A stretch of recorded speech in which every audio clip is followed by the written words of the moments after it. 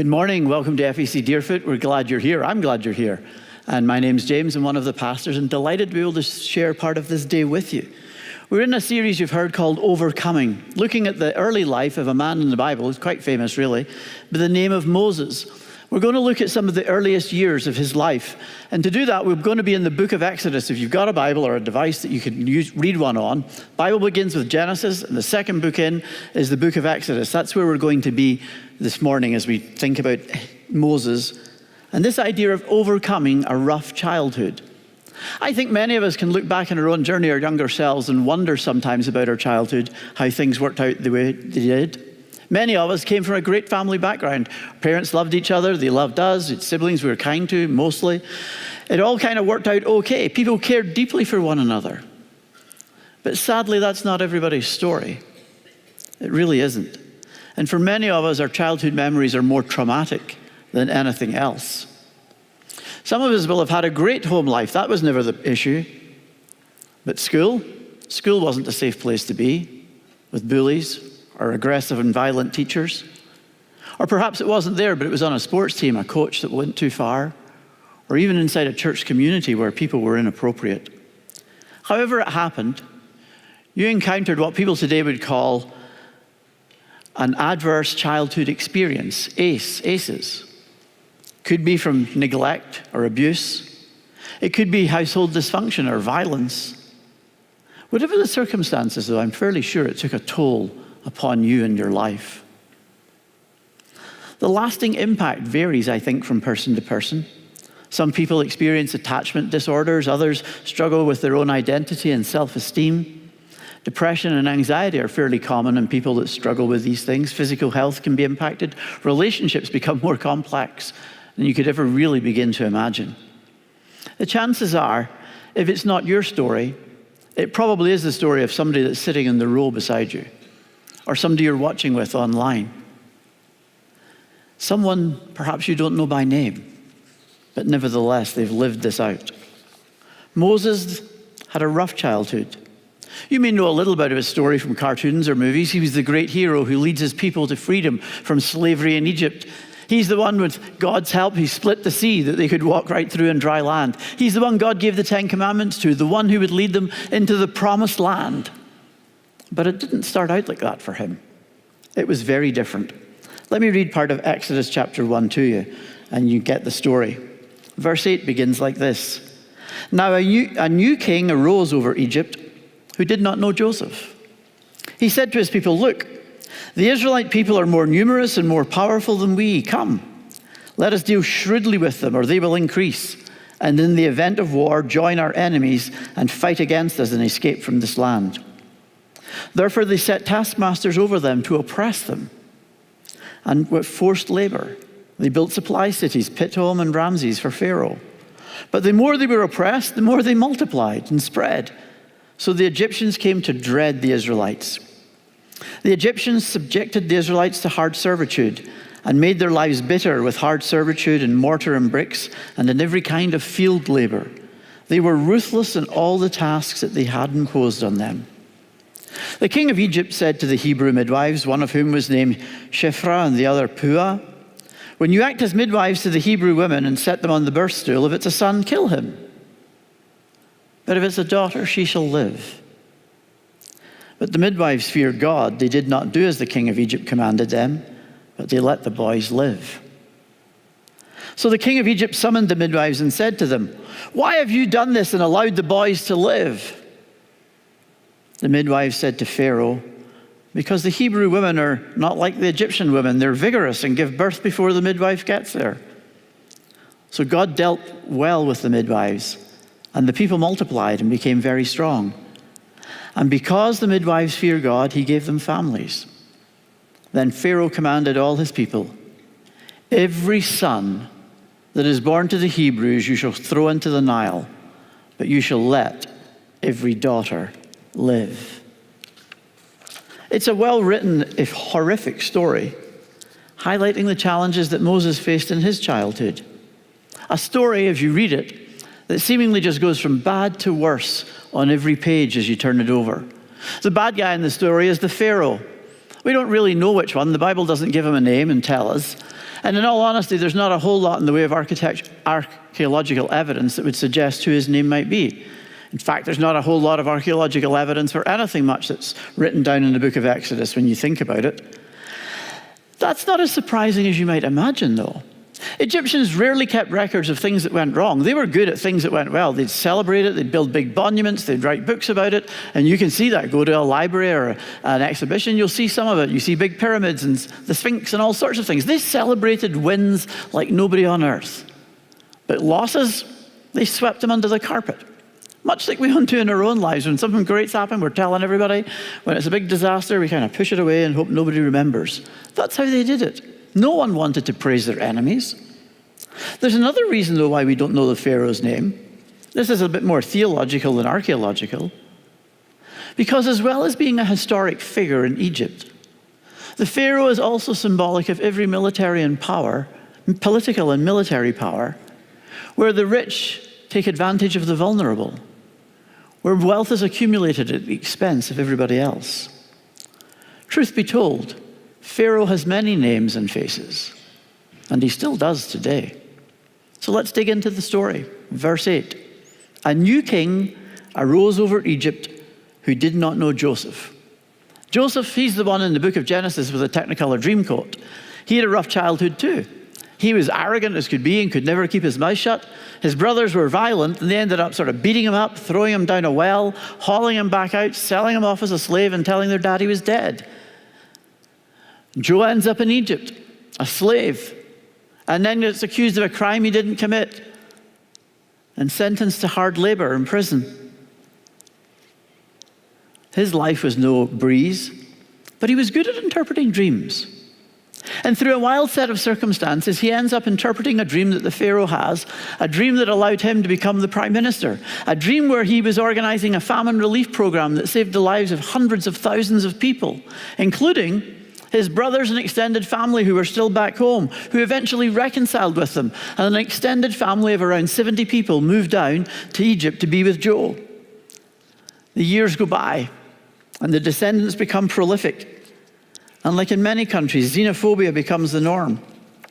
It's not that the latest Pharaoh had never actually heard of Joseph, but the phrase indicates that he felt no obligation towards Joseph and his family. He refused to acknowledge them. What was in the past was the past. They meant nothing to him. Instead, he used them. He used them to prey on the insecurities of his own people. He used them to create an us-them mentality. Look at us. They're ruining our lives. They're taking our country. They're. He uses them to generate fear that this substantial ethnic minority were a threat not only to his throne, but an existential threat to the livelihood and life of every person living in Egypt. He used them. Blaming others is really nothing new. It's quite convenient, really. It's a sign, I think, of our human brokenness and sinfulness and fallenness. We love to scapegoat, almost on a daily basis. It wasn't me, it was her. I didn't do it, she made me do it. We see it as a problem that keeps things out there rather than in here. You ever been like that? Confronted with something you don't like about yourself, but really it's easy to project it. They made me do it. If it wasn't for that, I wouldn't feel that way. If they weren't pushing me, I wouldn't respond like that. We push our problems out there rather than choose to acknowledge they're actually in here. We dehumanize people at times in order to protect and promote ourselves. In this case, playing the race card was nothing new. It was working well for Pharaoh. He had a plan. It began with slavery, state-sanctioned labor. The Hebrews or the Israelites were conscripted for large public work projects. And it was described in the words we read as hard servitude. There was nothing easy about this. It was a policy of containment, looking for the possibility of breaking their spirits and keeping these immigrants in their place and under Egyptian control. But it wasn't going as well as he hoped, because no matter how harsh the treatment they received, the Hebrews, the Israelites, they kept on going. We read in verse 12, the more they were oppressed, the more they multiplied and spread, so that the Egyptians began to dread the Israelites. Pharaoh, smart guy, moved on to plan B. Plan B was ethnic cleansing, or at least infanticide. He instructed these midwives that he called to meet him to kill all the male children that were born at birth. Baby girls could live because they could be used for other purposes. The Pharaoh had very little thought given to females. The only humorous moment in this tragic story is when the midwives explain that the Hebrew women are very vigorous and give birth before the midwife arrives. And last night I was saying I don't intend to talk about that, and then get all my gender pronouns all mixed up and call myself a woman, which is really awkward. I'm still okay in saying nothing about it. But when plan B didn't work out, he calls the midwives again, and then he turns to plan C, his final solution, to kill all male infants, not newborns, everybody. All small children that were male, throw them in the river. They'll either drown or get eaten by the crocodiles. State-sanctioned mass murder. Pharaoh indeed does have many names and faces, and he still does today. It's interesting the midwives are named in the narrative, though. They have an important job, we get that, but it's not one that the rich and powerful would normally pay any attention to. In fact, it's the only mention of their names in the whole of the wider story. But it's interesting, a nameless king against two ordinary but courageous women, Shiphrah and Puah. Say their names with me. Shiphrah and Puah. That's the context. This is where Moses is born. So let me read part of his story from chapter 2. Start at verse 1. Now a man from the house of Levi went and married a Levite woman. The woman conceived and bore a son. And when she saw that he was a fine baby, she hid him 3 months. When she could hide him no longer, she got a papyrus basket for him and plastered it with bitumen and pitch. She put the child in it and placed it among the reeds in the bank of the river. His sister, Miriam's her name, stood at a distance to see what would happen to him. The daughter of Pharaoh came down to bathe at the river, while her attendants walked beside the river. She saw the basket among the reeds and sent her maid to bring it. When she opened it, she saw the child. He was crying, and she took pity on him. This must be one of the Hebrews' children, she said. Then his sister said to Pharaoh's daughter, shall I go and get you a nurse from the Hebrew women to nurse this child for you? Pharaoh's daughter said, yes. So the girl went and called the child's mother. Pharaoh's daughter said to her, take this child and nurse it for me, and I will give you your wages. So the woman took the child and nursed it. When the child grew up, she brought him to Pharaoh's daughter, and he became her son. She named him Moses, because she said, I drew him out of the water. Try to imagine with me just for a moment what life must have been like for Moses' mum. Her name is Jochebed. She's a slave in Egypt. She's just given birth to a child in the middle of a campaign to eradicate all the males, to dominate and destroy her people. What can she do? She can't muffle his cries forever. She can't hide him away forever. Somebody's going to hear, somebody's going to notice. What option does she have? The basket? Well, it may have let him float, but it was likely not to be as waterproof as she hoped, and in any event, it wouldn't protect him from a hungry crocodile. But what other options has she got? He's cast adrift in the river in the hope that somebody might find him and care for him. But the story's only beginning. Pharaoh's daughter's gone down to the river to bathe. She sees the basket, she looks inside, she discovers a crying baby, and she takes pity on him. Moses' big sister Miriam, who's been hanging there, about there hiding, offers to do something. She steps up and offers to get a nurse for the baby. And so she gets her mum involved, and Jochebed's now being paid by Pharaoh's daughter to nurse her own child. The family somehow finds a way to survive, including baby Moses back at home, at least until he's a bit older. And then Pharaoh's daughter adopts him, and he becomes, in the movies, the Prince of Egypt. It's ironic, though. Pharaoh's been busy trying to kill off all the Israelites and the Hebrews to get rid of them, and here he's got one, adopted as his grandchild, sitting at his table under his roof, having dinner with him every day. The kid who was abandoned has been adopted. We're barely a page into the story, and you've already got the ingredients for a rough childhood in place. Slavery, state-sponsored murder,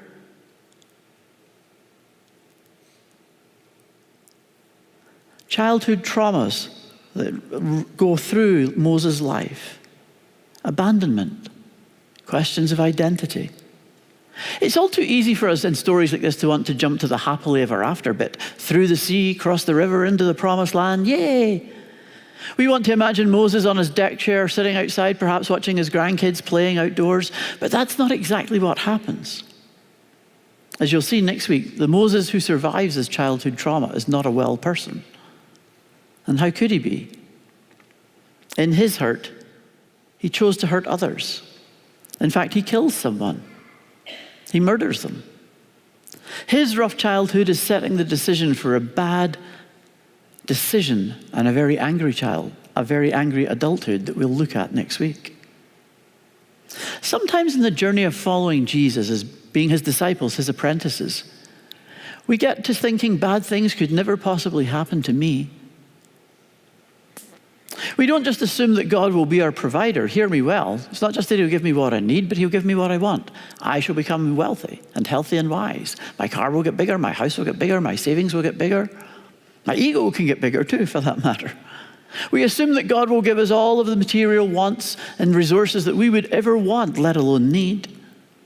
We imagine hardship will never come our way. We'll never be sick. We'll never be traumatized. We'll never be sad. We'll never be hurt. But that's not Moses' story. And it's not Jesus' story either. Shortly after he was born, Jesus' family are on the run as refugees from the tyrannical rule of King Herod, off to Egypt themselves. And as an adult, Jesus was homeless, poor, betrayed, abandoned, tortured, and killed. And if that doesn't make things clear enough to you when you think of God's blessing, then listen to Jesus' own words. In this world you will have trouble. You can't escape trouble forever. It will catch you. It will find you. And when trouble comes, so does pain. We experience all sorts of pain. Some of it's physical or neurological. Some of it's emotional or psychological. I'm no expert on the subject, so whatever I've got to say, you can listen to or discount. But I do get to hang out with a bunch of great physicians at South Health Campus, where the Movement Disorder Clinic's located, who are experts in this sort of thing, and pain management and helping people to struggle their way through. I came across this interesting condition I was talking to my neurologist about, called congenital insensitivity to pain, CIP, or in some places they'll call it congenital analgesia. Essentially, some people, very few in the entire world, but some people are born with no ability to feel pain. They have no sensation of pain whatsoever. Here's an example, true story. A little boy called Stefan who lives in Germany, and he's got this congenital insensitivity to pain. It means he can place his hand in a pan of boiling water and feels absolutely nothing. He can go for surgery and doesn't need any anesthetic because he can feel absolutely nothing. No pain. His sensory perceptions are very, very difficult. And yet in other ways he seems very normal. When it's warm in a room, he sweats. When it's getting cold, he shivers.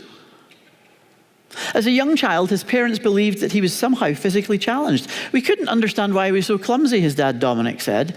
He was constantly bumping into things and getting cuts and bruises. Neither of his parents and none of his siblings share the condition. But this diagnosis came when he was aged 5 years old, when he'd bit off the top of his tongue with no apparent pain response, and shortly afterwards fractured a bone in his foot when he was trying to jump down the entire flight of stairs to see what might happen. He couldn't feel any of it. People with this terrible condition, they struggle to look after themselves because there are no pain warnings when they're in danger. They don't feel that they've bumped into something. They don't feel that anything's been cut. There's nothing to say that this surface is too hot or this object is too sharp. They don't notice. Most people I know and encounter are doing their best to relieve pain in their lives. We want to minimize it, from taking a pill perhaps that'll take a headache away to things that are much more serious than that. We're trying to find a way to make it disappear. But Stefan, he lives in constant danger because he has no pain. When you think about it, pain really becomes our built-in warning system. Something's wrong. Stop. Stop for a minute and figure out what's going on. You're bleeding, patch it up, do something. You're hurt something or your bone's sticking out, get yourself off to the hospital. Do something about it. You could literally say, I think almost at least, that pain is actually a gift. It reminds us something wrong. Get it fixed. But I want you to hear me well when I say it's a gift. I'm not suggesting you should stop taking your medication. Nor am I excusing the horrific actions of people who have hurt you in the past, or perhaps even in the present, and you should just ignore it and say it doesn't matter anymore. But I do recognize that pain warns us of danger, and when we ignore the warning, we could easily be hurt some more.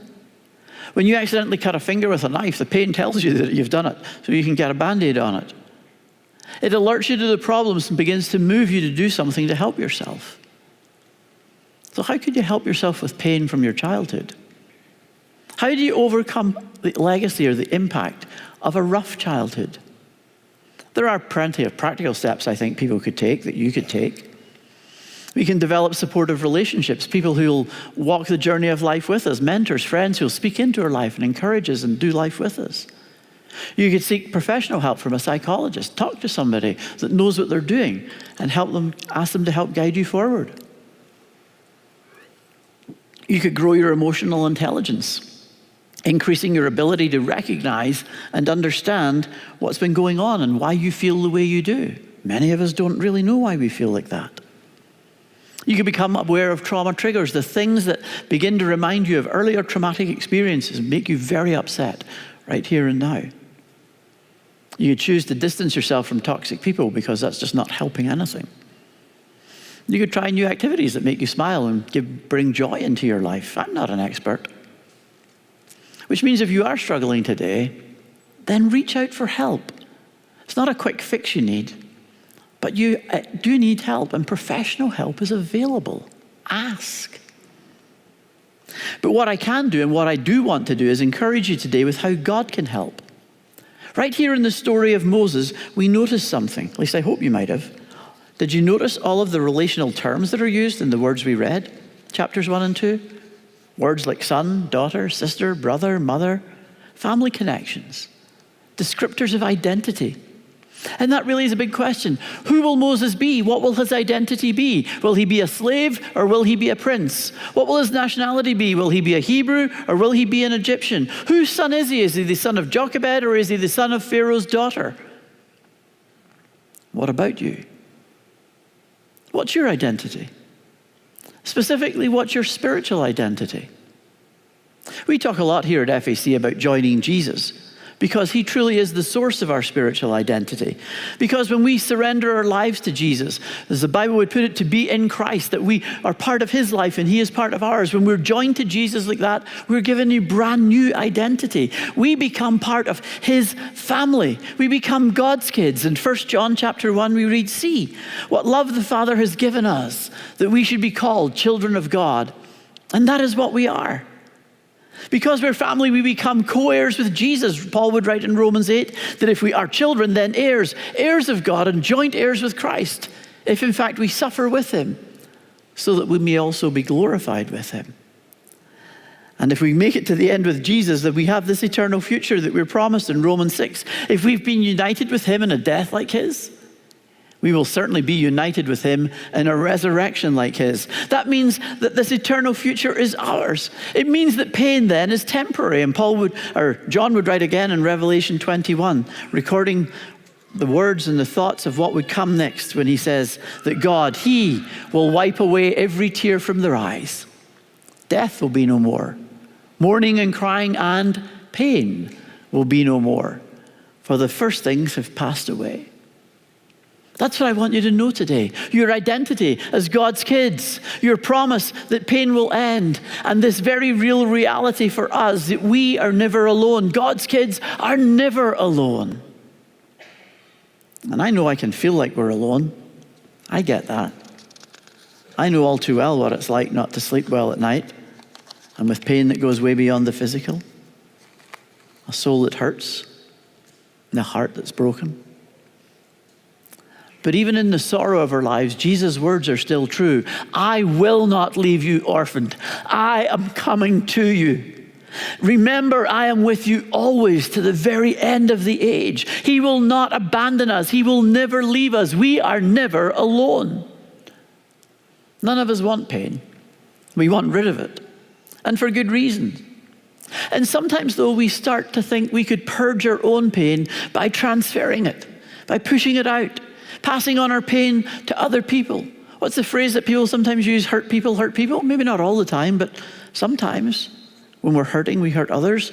We try to minimize our pain from childhood by normalizing it, pushing it out to others. It's just the way life is. It's what happens. And generational trauma gets passed along and pushed on to other people. I'd like to ask Keith, there he is, I just about see you over there, Keith. He's been on our front line singing, but he's hiding in the corner. Come and join me, because I asked him if he'd share a little bit of his story with us today. Yeah. Handsome looking man here. I prefer lurking. Lurking? Okay, yeah. We could go with that. As opposed to hiding, lurking. Just stay well away from him if you see him down there. He's a good guy. So, excuse for a hug. Great. There you go. You told me that your life was pretty challenged in childhood in ways that you didn't even fully understand at the time. But tell us a little bit about some stuff happened before you were 12, certainly when you were 12 and going on. What makes your childhood a little different than, say, mine? I never really considered, well, okay, we'll get to that. So my parents had a pretty tumultuous marriage. They separated quite a few times when I was a child, and then finally broke up for the last time, separated legally when I was 12. And so I always watched this dynamic of uncertainty. And when they finally made it for the last time, they sat my sister and I down. They said, "This is it. We're not going to be together anymore."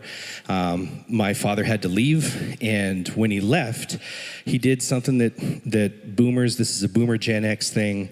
He said, "Heath, you're now the man of the house, and it's your responsibility to take care of your mother and your sister."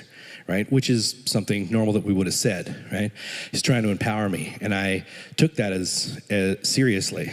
And so I started doing those things, and I had to become like a surrogate husband and father in my family at the age of 12. So that kind of empowerment and what I had seen and how seriously I took that kind of started to make myself leave my childhood behind. That's different. Who grows up at 12? That's a big ask that they're being made to you. It was years later you really began to reflect on that and look back and see it with different eyes what was going on. How did you begin to notice it was unusual? Yeah, I always knew it wasn't a normal situation because, of course, I was in community, I was in normal school, and I would see that everybody has parents and would go on vacation and that sort of thing. But it wasn't until I was actually in Bible college that we were doing, it was a guest teacher, and they were talking about the dynamics of family and how God works inside of a family unit. And the day that he talked about broken families and divorced families, and he got in the class, he asked anybody to stand up that's from a broken home, that's from a divorced home. And I had never thought about it as broken before that. And in that moment, I actually didn't realize how it affected me personally, because I had spent so much time disregarding what my needs were and not thinking about what my needs were and taking care of the other people in my life. And it wasn't until that moment that we prayed and I kind of broke a little in the class that I didn't realize, I was 19. I didn't even think about how that affected me before that. Wow. Life moves on. We all keep going. Time never slows down. And you're moving on with a different perception of what's happened. But what begins to play out in your own life? We've been talking about this generational thing, or transferring, pushing stuff onto other people. What began to happen to you? Well, because of the example that I was shown of my parents and their marriage, I knew that in order to build my own family, I had to choose the right partner. And I wanted to avoid the things that I saw as a child. So I'm remembering through the eyes of a child, things that I wanted to avoid. Dad had to work away all the time because I grew up in the recessions, 2 recessions in the 80s, right? And then the recession in the 90s. Everybody remembers that. That's over the age of 40. And he has 6 brothers that are also tradesmen, and they were never home, and their marriages never survived. And so I made these conscious choices. Okay, not working out of town, right? Making sure that I'm actively listening to my spouse, making sure that my spouse is taken care of, making sure that she's happy, making sure that my family's supported, right? Putting them all first. And because that's what I had seen, but as a child, you never know what's going on behind the scenes with your parents. And so taking care of that and being focused on making sure I have a family and that my marriage is good and healthy and stable, and that my legacy, my children are supported by two parents. What happened was I did the same thing, which was I wasn't taking care of myself. I wasn't considering my needs. I wasn't thinking about that. And I stopped taking care of that. I stopped taking care of my own personal relationship with God as well. And so that marriage triangle, that's you, your spouse, and God, became a line that I was just serving my wife, and one line can be broken easily. And how did that work out? I am not married anymore. There you go. And we don't laugh at it or smile at it, because it becomes a real painful reality of this generational shift, this pushing of hurt onto other people. So a more difficult question, at least for me to ask, in a sense, how on earth did God help you? What did God do in this journey of complexity you've come through as a childhood, some being abandoned, having to step up, trying not to be like your dad? The whole thing just reincarnates in a sense in your own life. How does God help you overcome all of that? One of the songs that we sang, "The Battle Belongs to the Lord," in that song we say, "Every fear I lay at your feet, and I sing through the night, oh God, the battle belongs to you." And it reminded me that when my parents split, and I remember this, a lot of uncertainty, there was a lot of responsibility on me. I had no idea what I was doing. My mom would keep the hymnal at the top of the stairs right outside of my sister and our rooms. And quite often, once a week for sure, when we went to bed, she would sing from the hymnal and would sing us until we were sleeping. And when my marriage broke down and my wife left, my ex-wife, I was reliving every moment of it through the eyes of my children, and I could see the uncertainty. But now I'm the parent, right? Now it's definitely on me. It's definitely on me to show them that they're safe, show them that they're loved, show them that they're supported. And we would sing together. There was a long time when I was married that I left singing behind because I was serving my family and serving my church and doing this and that. And I had not sung like in worship teams or professionally for a long time. And my kids and I would sing together.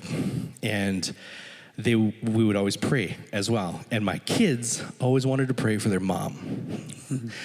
And anybody who's been through a marriage breakdown knows you have some choice words with God about your spouse that is no longer your spouse.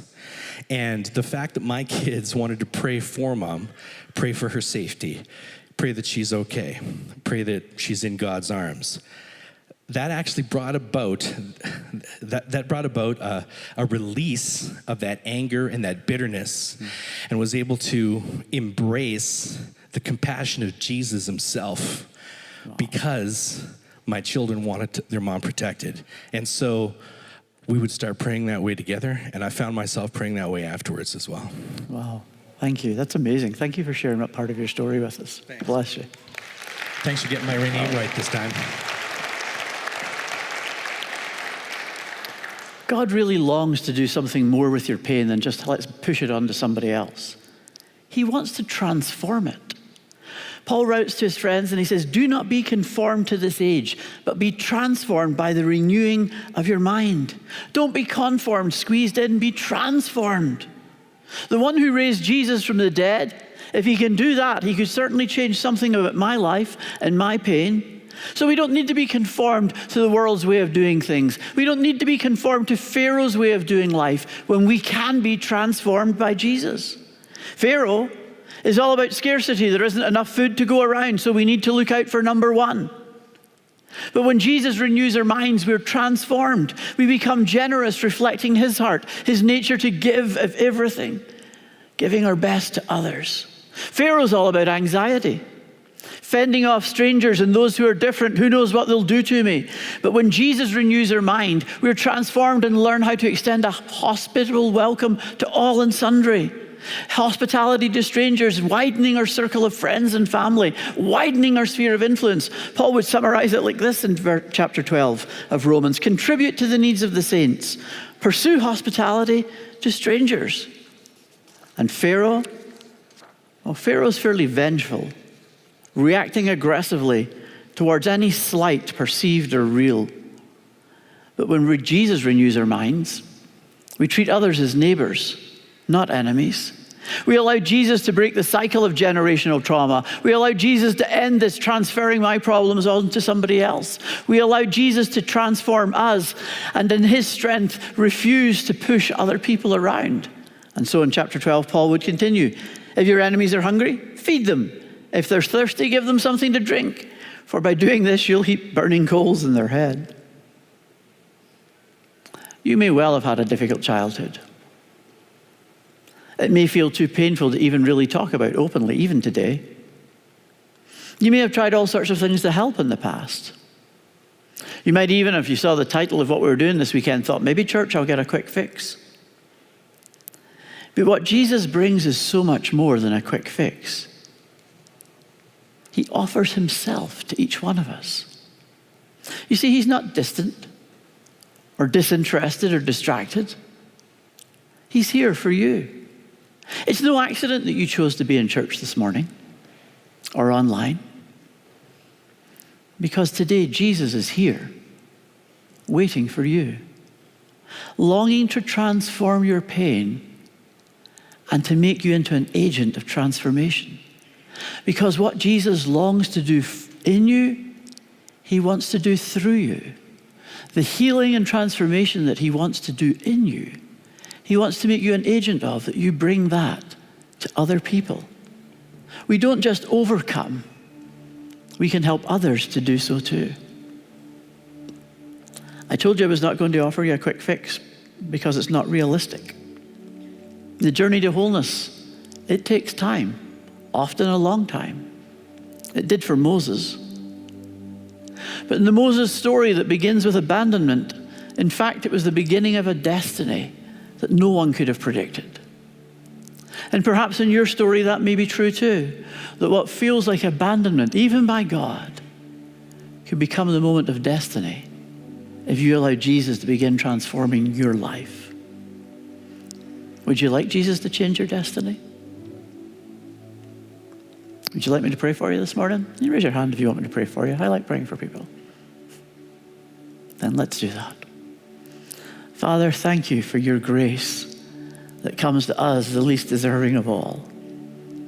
Thank you that even when we were a long way off, Jesus gave his life for us to win our freedom.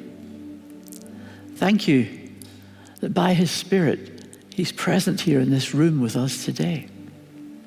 And you saw the hands, and even more than hands, you know the hearts. You know the heartbreak that some of us live with, the pain that some of us try to medicate or deal with, the challenges that are too personal sometimes to feel as though we could talk to anybody about. But you know. And today, as you look in your people, you see hands that go up because hearts are opening up. And we're reaching out saying, Father, could you help us? Could you meet us here in the reality of our pain and our memories and even the poor choices we sometimes make because it feels like we've been conditioned to it? Could you begin to transform us, to renew us, that we don't have to do life Pharaoh's way anymore. We can learn to do life Jesus' way because Christ in us is the very hope of glory. And so today we're inviting you in to do what we cannot do, but only you can do, to bring healing and bring hope. We ask for in Jesus' name. Amen.